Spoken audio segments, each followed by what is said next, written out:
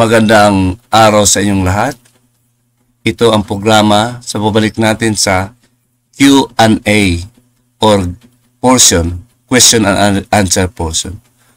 Sa ating topic, sa ating programang God Our Teacher, spiritually, evangelically, at legally. Ang topic po natin ngayon ay tungkol sa ano ang kahulugan na pagkumbaba sa Diyos. Ano ang malalim na kahulugan na pagkumbaba sa Diyos?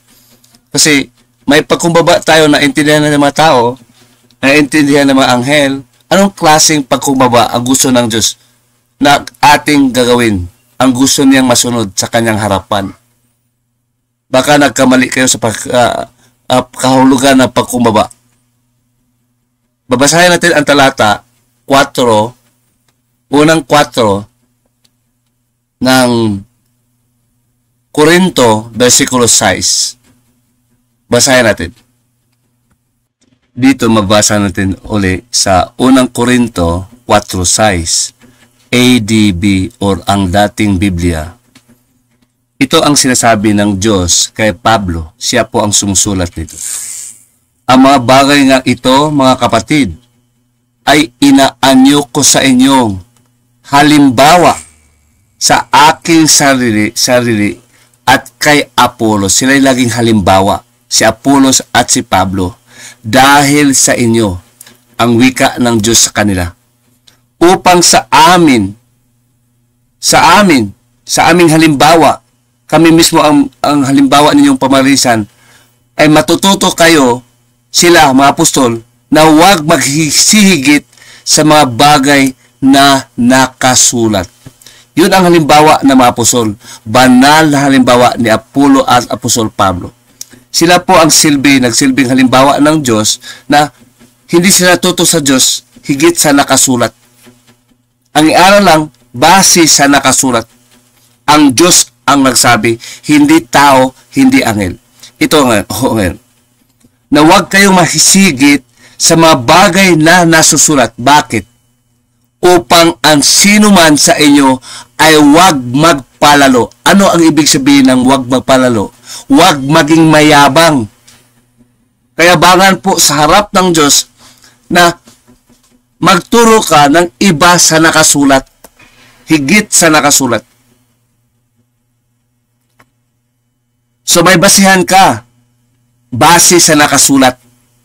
Hindi ka magturo na walang basihan. May basihan ka. Base sa nakasulat. Parang abogado. May law mo na bago ma-apply ang logic. At language 3L. Law, language, logic. Wala mo ng logic kung walang law. We must be biblical in logic. Gamit ng salita ng Diyos pa rin sa loob ng kanyang aklat na tinatawag niyong Biblia. Aklat ng Diyos. Ito tuloy natin. Ang sino man sa ay huwag pagpalalo ang isa laban sa iba. So, huwag mayabang. Anong kabaligtaran ng mayabang? Maging mayabang. You humble yourself. Magpakumbaba kayo sa Diyos. Hindi sa angin, hindi sa tao. Maraming magpakumbaba sa tao, pero palalo naman tayo sa harap ng Diyos. Ano ang pipiliin mo? Pakumbaba sa tao o pakumbaba sa Diyos? Sa politiko? Sa mga bulaang propeta? Huwag magsigit. Yun ang tamang diwa ng Diyos. Huwag magpalalo. Huwag maging mayabang. Huwag magsigit sa nakasulat. Pagpasailalim tayo sa batas ng Diyos. Magpakumbaba tayo sa Diyos. Pati ang mga anghel. Hindi sila maging mayabang.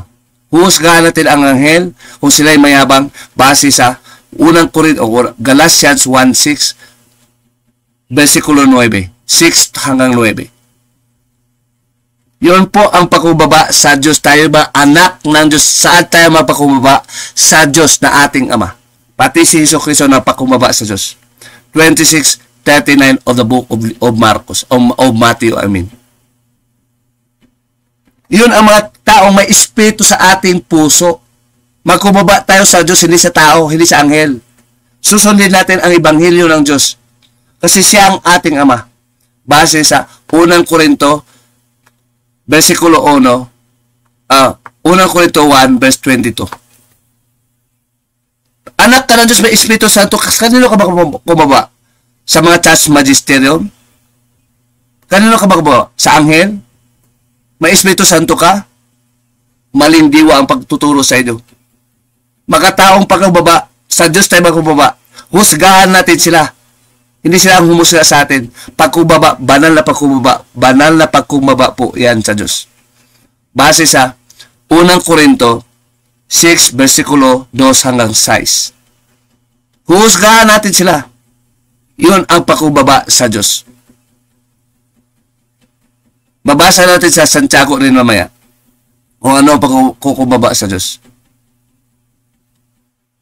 Para lalaya si Satanas sa atin. Hindi tayo magkubaba sa lahat ng mga anghel, sa Satanas at mabuting anghel. Never.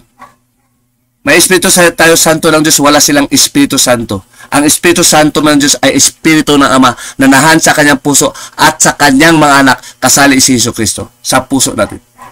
Yun ang papel ng Espiritu Santo. Para malaman natin kung ano ang gusto or gusto ng Diyos na masunod.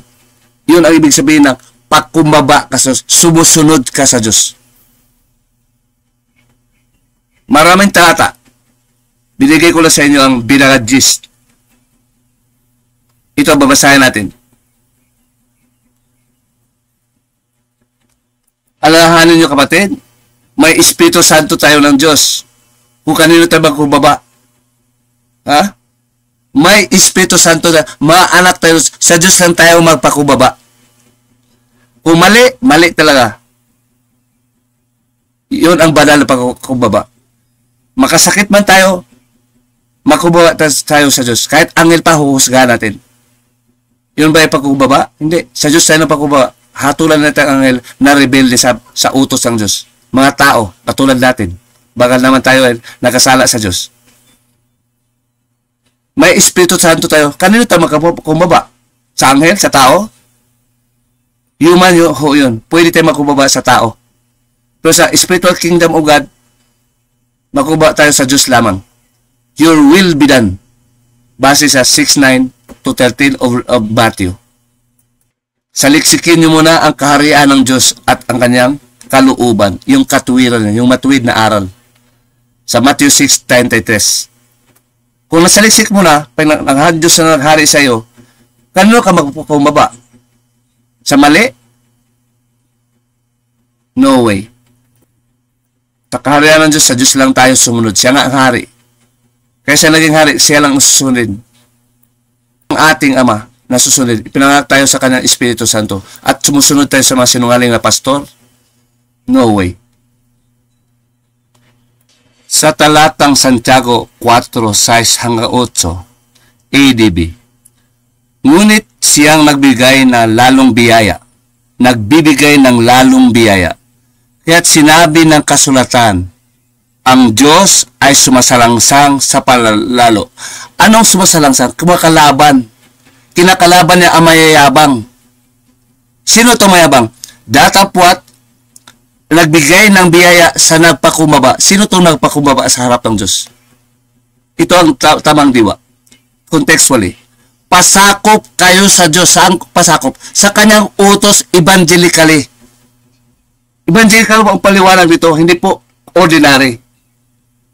Magpasakop sa salangsangin ng Diyos, kinakalaban ng Diyos, ang kumakalaban sa Kanya rin. Magpasakop kayo sa Diyos, may Espiritu Santo kayo. Kaya na Espiritu Santo ka para magpasakop sa Diyos. Hindi ka sakop ng Diyos kung wala kang Espiritu Santo. Ano ang itinuturo ng Espiritu Santo sa iyo? Di ba Ebanghelyo? Pasakop kayo sa Diyos. Datapwat, kaya sinasabi ko sa Batista to, hindi kayo mayabang kayo. Mayabang kayo. Hindi kayo humble. Kasi nagturo sila ng ibang turo. Hindi evangelical. May Espiritu Santo. Sino nagturo ng katekismo? Tuloy natin. Pasakop kayo sa Diyos evangelically. May Espiritu Santo kayo. Yun ang dahilan. Kaya nasakop kayo ng Diyos. Nagturo ng Ebanghelyo sa inyong puso. Datapwat, magsisalangsang kayo sa Diablo. Ano ba Diablo? Di ba sinungaling? Mga ngaral din. Sa 1 Timothy 4, verse 2 to 4, verse 2 to 3, verse 1 to 2, ibig sabihin, di ba sinabi ng Diyos, magsasalangsang kayo ng Diablo. at tataka sa inyo. Kasi ang iyong puso, ang laman, ang turo ng Espiritu Santo. Takot ang diablo sa turo ng Espiritu Santo. Matthew 12, verse 26 to 28.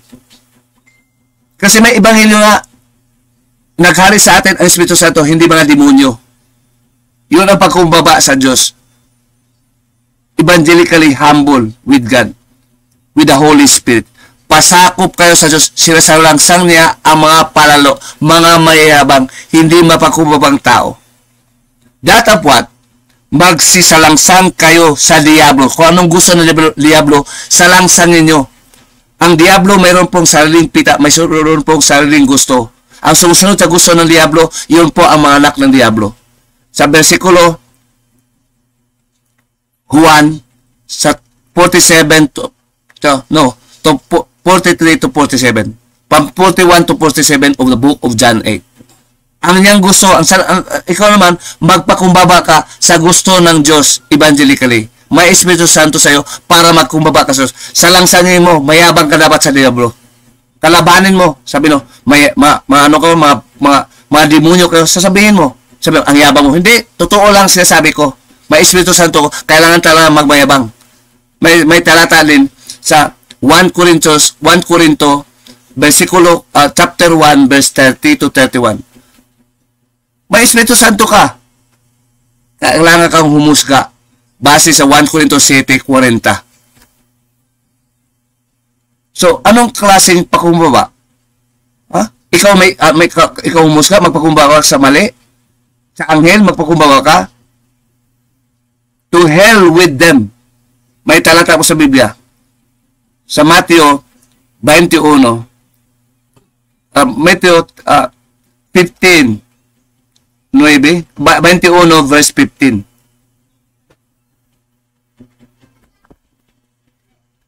Yung mga paliwanag na malalalim, i-consider mo palagi may Espiritu Santo.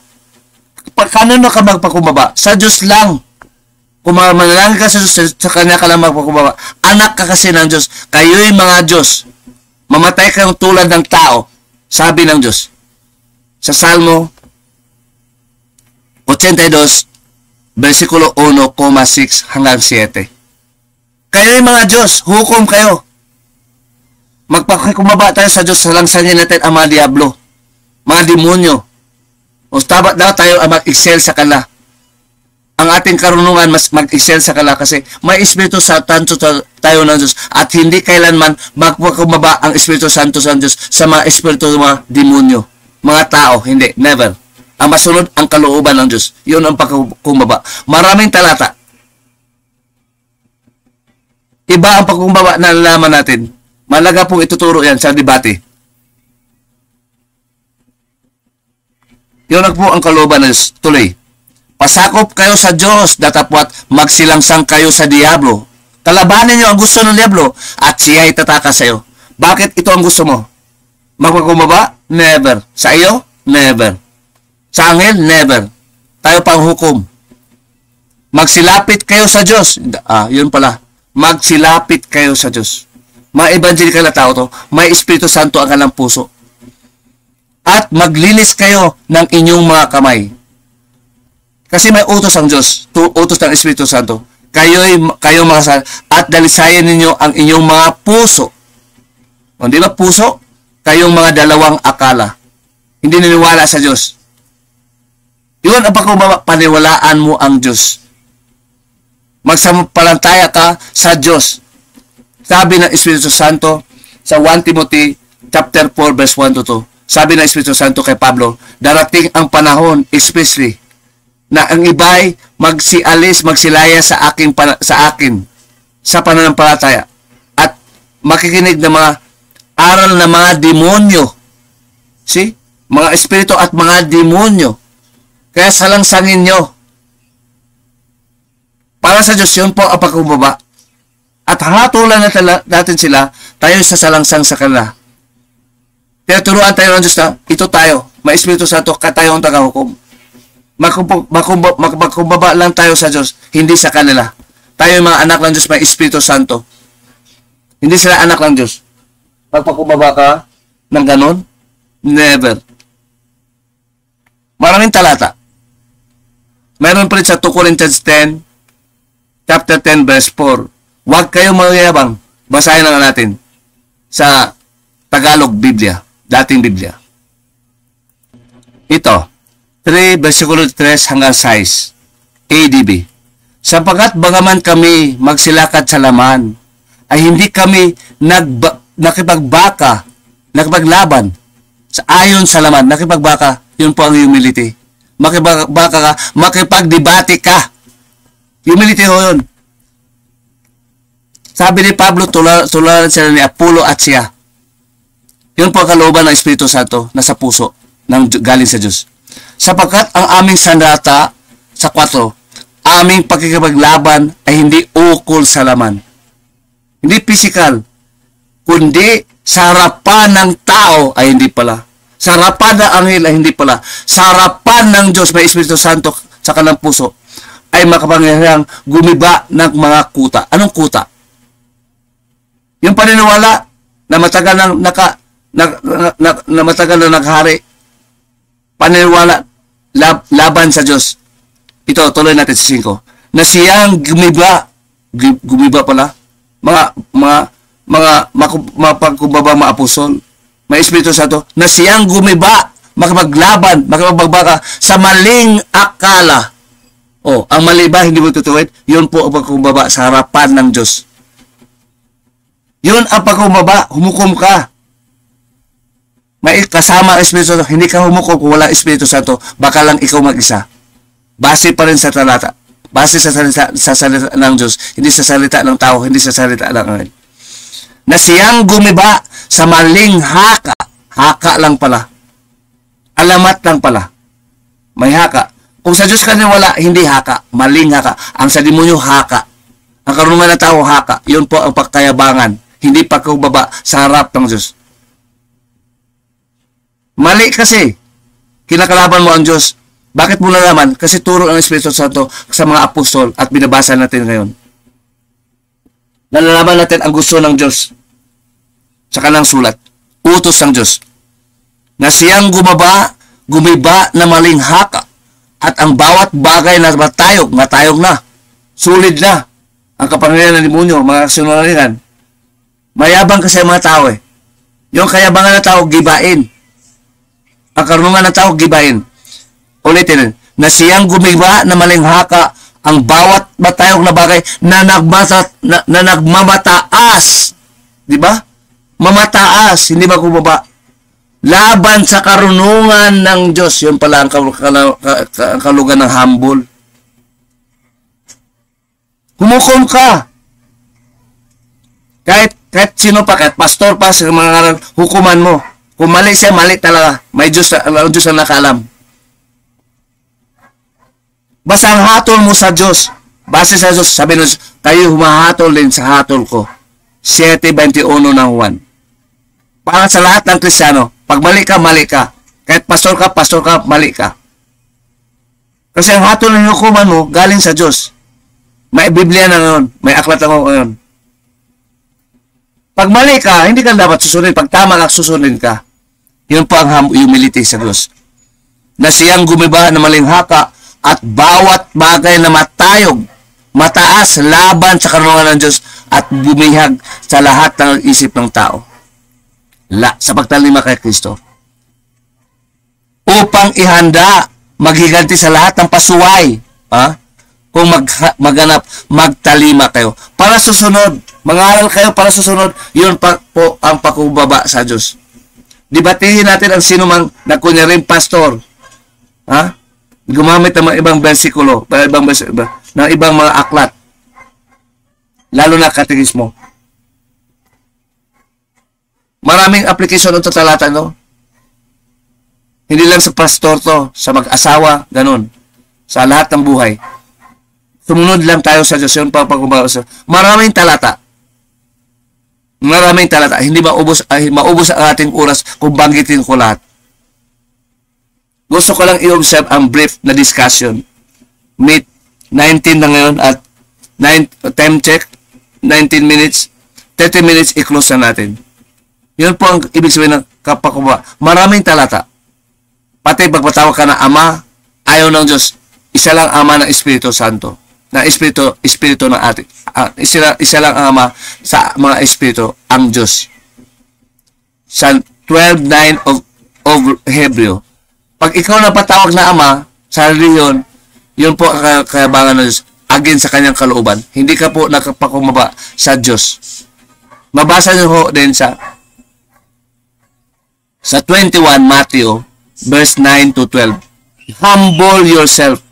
Magpakumaba ka sa Diyos, hindi sa tao. Ilalahanin niyo, may Espiritu Santo ka.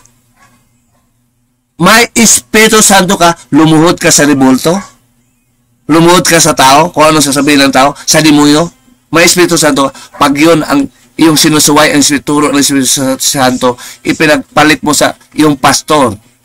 Naniwala ka sa kanya, kailangan talaga magbasa. Yun po, pagkumaba, basahin nyo ang aking aklat at wala sa mga ito ay nagkukulang. Sa Isaiah 34:16. Sabi po ng Espiritu Santo kay Pedro, alalahanin nyo ang mga propeta at mga utos ng apostol. Utos po ng apostol.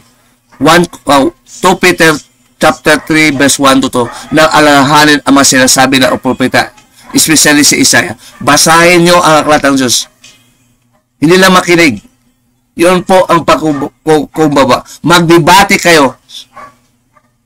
Base sa kayabangan na tao para magpakumbaba kayo. Magtalima kayo sa kay Kristo na binabasa ko ng talata kanina. Para makaroon ng ulo na mahumusga, may Espiritu Santo, tinuturuan ng Espiritu Santo, katulad ni Hesus Kristo. Sa 1 Corinthians 2 verse 16. Yun po ang paliwanag sa totoong ulo ni Kristo. Humusga tayo. Laban sa mga sinungaling, mayayabang na mga imagination ng tao. Hindi na tayo magsinungaling. Yun po ang gusto ni Kristo para tatalmahin ang Ama. Siya, pati siya sumusunod sa Ama. Yun po ang totoong ulo. Evangelical. Nagturo na alam ang kagustuhan ng Ama evangelically. Basic na topic yun. Paano magkumaba? Kanino ba? Oh. Magkumaba ka sa Diyos kasi may Espiritu Santo ka na. Mas nakila ang Espiritu Santo kay Hesus Kristo. Sa anghel, sa tao. May talata sa 1 John 4 verse 4. May Espiritu Santo ka na, mas nakila pa si Hesus Kristo. Hindi lang Espiritu na si Kristo, mayroon ka lang utak na si Hesus Kristo. May Espiritu Santo ka. Pag mayroon ka utak na si Kristo, may Espiritu Santo ka. Hindi ka magkaroon ng Espiritu Santo kung wala si Kristo. Never ka magkaroon ng Espiritu Santo kung wala si Kristo. Never ka magkaroon ng Kristo kung walang Hesus Kristo. Nanahan sila sa ating puso. Ano ngayon? Magpukaba ka nilo? Sa tao? Sa anghel? Kahit ikaw matagal na, pag mali ka talaga. Ang hatol ang Espiritu Santo. Dapat niyo ipapaliwanag ang talata na angkop sa paliwanag, legally, evangelical at spiritually. Kung ano ang ibig sabihin ng pagkumbaba. Ngayon ay 23 minutes na. Ituloy natin. Hanggang 30. Baka kasi kayo na tinuruan ng pagkumbaba, huwag na kalabanin ang pastor. Mga ngaral. Hindi yun pagkumbaba. Kalabanin nyo kung mali. Kahit pastor pa, kahit anghel pa. Sabi po, kahit propeta pa, kahit pastor pa, kahit apostol pa. Sabi ni Pablo sa 1 Corinto, Galatians 1 verse 6 to 9. Pag iniba talaga ang aral, mas maganda ka kung ang mga tao mag-raise ng question, debatihin ka. Para paano ang tunay na pagkubaba. Para malaman natin kung totoo ba ang sinasabi mo. At handa kang sumagot sa kanila. Malumanay kang sumagot sa kanila. Kasi membro mo. Sa 1 Peter 3 verse 15. Pagkalaban, babagsik, Titus 1 versikulo 11 to 13. Mabagsik ka pagkalaban. Mga libatista. Pag sa membro, sagutin mo yung may malumanay. Kaya nga, may tanungan, may debate, Para yun pa pagkubaba sa Diyos. Yun po ang pagpabanal sa Diyos. Tumagot ka sa tanong. Huwag mo silang i-control kung mayroon silang maling akala. Kasi inumpluensya na sila ng demonyo. Kala itatanong na ang lang tanong. Mayabang, okay. Mayabang ka, okay. Basta evangelical ka lang. Kung maghukom ka, dibatiin mo siya. O ito, kapatid, mali ka. O. Ano masama? May utos sasagot ka sa mga tanong.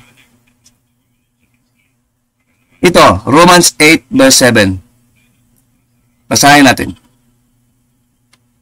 Basahin natin buong talata sa Roman 8. Verse 1. Ngayon wala nang anumang hatol sa mga kay Kristo Jesus. Wala nang hatol. Tayo ang taga-hatol. Sa 2, sapagkat ang kautusan ng Espiritu Santo, utos pala ng Espiritu Santo, itinuturo ni Kristo, sapagkat ang kautusan ng Espiritu Santo ng Diyos na buhay na kay Kristo Jesus. Sino ang utos? Espiritu Santo kay Jesus Kristo. Mas dakila ang Espiritu Santo kay Jesus Kristo. Espiritu Santo ng Ama. Tayo lahat ipanganak sa Espiritu Santo, 3:5 of the book of John. Kasali si Jesus Kristo. Pati na ating buhay ang Espiritu Santo. Walang anak ang Diyos kung walang Espiritu Santo. Nagturo sa atin. Ulitin ko talaga. Talata. Sapagkat ang kautusan ng Espiritu Santo na buhay kay Kristo Jesus ay pinalaya tayo sa kautusan ng kasalanan. Meron pa parang kautusan ang kasalanan. Alam mo ba nyo? Alam nyo ba yun? May mali talaga na kautusan. Doon tayo hindi mapagkumbaba. Sa Diyos tayo nakautusan. Sa Espiritu Santo tayo mapagkumbaba. Nanahan sa ating puso. Tuloy. Sa 3.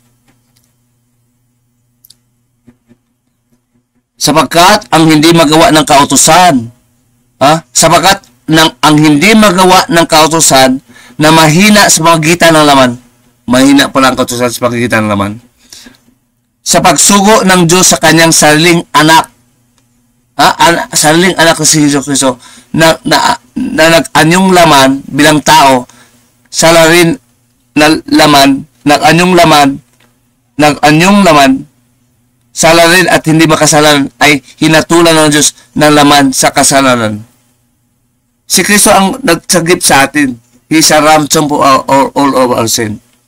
Ito, dahil sa kayabangan ng tao, hindi sumunod sa Diyos. Mapakumbaba tayo sa Diyos. Upang ang kahilingan ng kautusan ay matupad sa atin, kasama ang Espiritu Santo kay Kristo at sa atin, na hindi nagsisilakad ayon sa laman. May tao talang ayon sa kanalaman, yun po ang mayayabang. Hindi mapagkumbaba. Kundi ayon sa Espiritu Santo ng Diyos. So saan tayo mapagkumbaba? Sa Espiritu Santo ng Diyos. Anong turo? Ebanghelyo. Kung may tanong ka, dibatiin mo. Kung ayaw mo, magpalitan ka ng discussion. Yun ang problema pag hindi dibatisa ang mga i-control mo. Hindi po i-control yun. Kalayaan nila. Ang tanong na itanong sa'yo. Kailangan talaga pagpatanong ang mga ngaral. Mag-discuss ka, may tanong ang mga membro. May tanong, may kanya. Hindi po kayabangan yun. Nagtanong nga lang, utos pa ng Espiritu Santo, magpatanong. Ito. Upang kailangan ito. Sa 5, sapagkat ang mga ayon sa laman, nagsisatalima na sumusunod sa bagay na sa laman. Datapwat ang ayon sa Espiritu ay mga bagay na sa Espiritu. See? Spiritual minded. Holy Spirit. Binigay kay Hesus Kristo at tinuro na Hesus Kristo ang turo ng Espiritu Santo sa kanyang mga apostol at tinuturo din sa atin. Sapagkat ang kasipan ng laman ay kamatayan. Kasi pag sa laman ka, sumusunod ka sa gusto mo, anong gusto ng iyong puso, makalaman, hindi sa Espiritu Santo, mamatay ka talaga. Kasi masama ka, hindi ka banal. Datapot ang kaisipan ng Espiritu ay buhay at kapayapaan. Espiritu Santo. Kaisipan ng Espiritu Santo na kay Kristo, nasa mga Kristiyano bilang mga anak ng Diyos, kasali si Hesus Kristo bilang ating ulo. Ito mga yabang. 7. Sapagkat ang kaisipan ng laman without the Holy Spirit, carnally minded, ibig sabihin sa English, ay pakipaggalit laban sa Diyos. Laban sa Diyos na mataas. Ikaw ay matayo ka rin, mayabang ka rin, kaisipan, makalaman ka lang, walang Espiritu Santo sa iyong puso. Yun po ang carnally minded. Hindi ka spiritual minded with the Holy Spirit in your heart. Bakit? Wala kasi sa iyong Espiritu. Tinatanggalan mo ang Espiritu Santo na magturo sa iyo. Yun po ang iyong free will, yung iyong kalayaan. 1 Peter 2 verse 16. Tuloy natin. Sapagkat hindi siya napasaklaw sa kautusan ng Diyos at hindi nga maari at nasa laman at hindi lang lilingkod sa Diyos. Walang Espiritu Santo ang kanyang puso. Yun ang mayayabang, hindi na pumababa sa Diyos. Pag may Espiritu Santo ng Diyos, doon tayo maglingkod. Kung ano ang gusto ng Espiritu Santo na nanahan sa ating puso. Yun ang ating paglingkuran. Hindi ang mga demonyo sa labas ng ating puso. Hindi ang mga anghel sa labas ng ating puso. Na nagturo sa atin ng kautusan, yun po ang kalooban ng Diyos. Ebanghelyo. Sa 9, dapat kayo'y wala sa laman ang iyong gusto, kundi nasa Espiritu Santo. Kung gayo'y tumitira sa inyo ang Espiritu Santo. So yun pala ang iyong supreme. Doon pala tayo magkakubaba sa ating puso na naturo ang Espiritu Santo ng Ebanghelyo. Datawat kung sino man ay walang Espiritu ni Kristo, kasama palagi ang Espiritu Santo at Espiritu ni Kristo. Hindi mo tanggap ang Espiritu Santo kung wala si Jesus Kristo.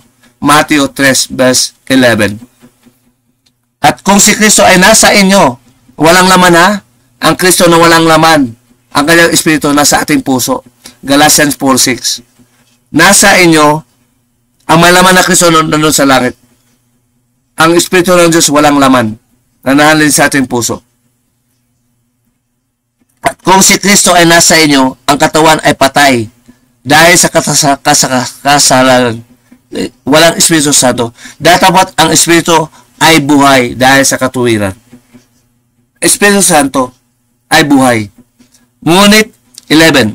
Kung ang Espiritu Santo niyoon ay bumuhay muli kay Kristo at tumitira sa inyo, tumitira pa sa atin, at bumuhay muli kay Kristo sa mga patay, ay magbigay rin sa inyo ng buhay. See? Yun pala magbigay na sa atin ng buhay. Si Kristo ay bumuhay sa atin sa pamagitan ng Espiritu Santo kung mayroon ka sa iyong puso. Hindi ka bubuhayan ng si Kristo sa kabanalan kung wala kang Espiritu Santo. Doon ka sa impyerno, sa dagatang apoy. Time check, kapatid. 33 minutes na and 27 seconds. Yun lang po. Marami pong talata. Gusto ko lang paglingkod sa inyo ang karne, ang pagkain natin. Yun po ang Ebanghelyo. Nasa ating puso. Ang Espiritu Santo nagtulot ng Ebanghelyo. Doon tayo mapakubawa. Pag nanalangin tayo sa Espiritu Santo ng Diyos, pag nanalangin tayo sama. Sa Jude chapter 1 verse 17 to 20. Yun lang ho, mga kapatid.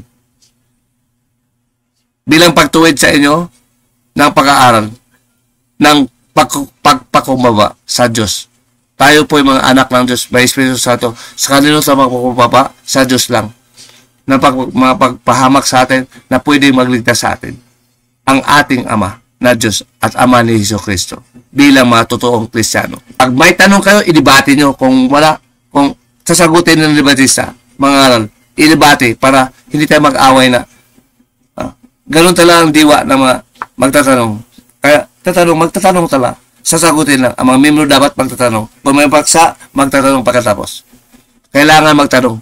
Baka magkulang ka pa sa iyong aral na hindi nila naitindihan. Ang pagtatanong pakubaba. Kasi natanong ka, kasi gusto mo malaman ang totoo galing sa Diyos. At ikaw naman mga aral, handa kang sumagot sa tanong. Yun po ang diwa na pakubaba sa Diyos. Bilang mga aral. Tinatawag tayo sa Ebanghelyo, hindi sa pagkain, hindi sa pera, hindi sa kasikatan. Sa Ebanghelyo tayo tinawag. Sa 2 Thessalonians 2, verse 13 to 15. Yun po ang aral ng Espiritu Santo. Siyensya na kayo kasi ako'y madsok, bulol-bulol. Nakasulat naman sa Isaiah 32, verse 1 to 5. Humukom, kasama ang Espiritu Santo, nagdidebate, even sa life. Maraming beses ko na pinakita sa inyo. Yun po ang patunay na may Espiritu Santo ka. Handang mangaral kahit may debate pa. Handang magpatanong at handang sumagot sa tanong. Legit nakapag-debate pa. Para paglaban ang katotohanan ng Diyos. Salamat po kapatid sa inyong pakikinig at sa pagsubaybay. This is again Vangelo de Cristo. God forgive us. God have mercy on us. Ang kanyang kabuting gawa ay mananatili sa atin. Salamat sa Diyos. To God be the glory. To God the Holy Spirit and to God the Holy and to God the Son Jesus Christ. But foremost to the Father be the glory.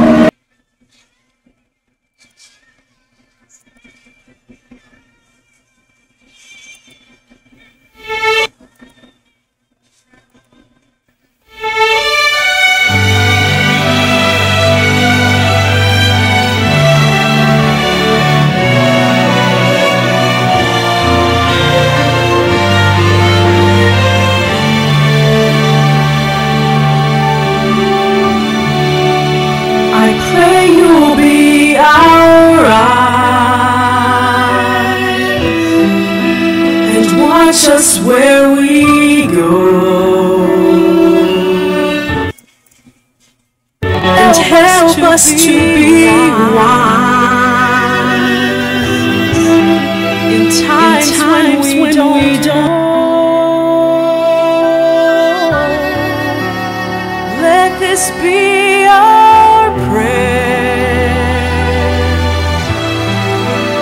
when we lose our way.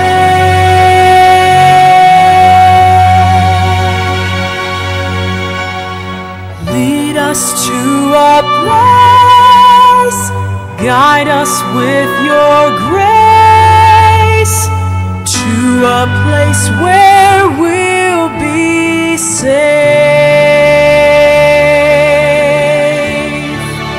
I pray we'll find your light.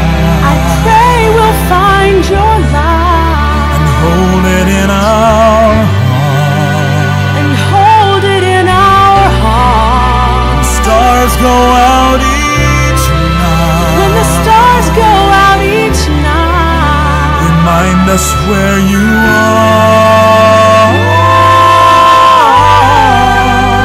Let this be our prayer. Let this be our prayer. When shadows fill our day. When shadows fill our day. Lead us to a place, Guide us with your grace to a place where we'll be safe.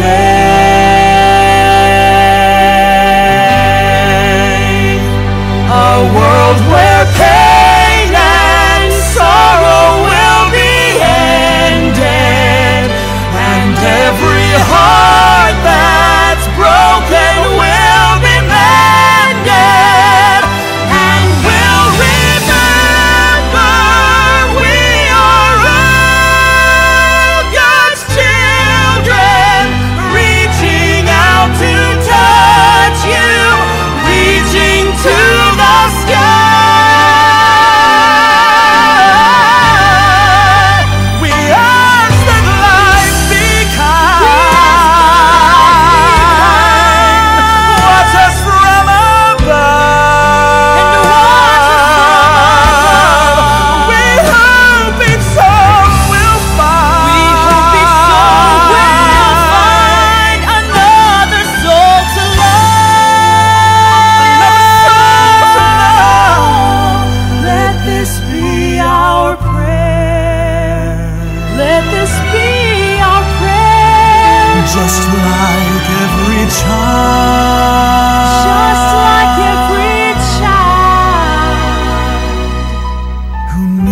to find the place.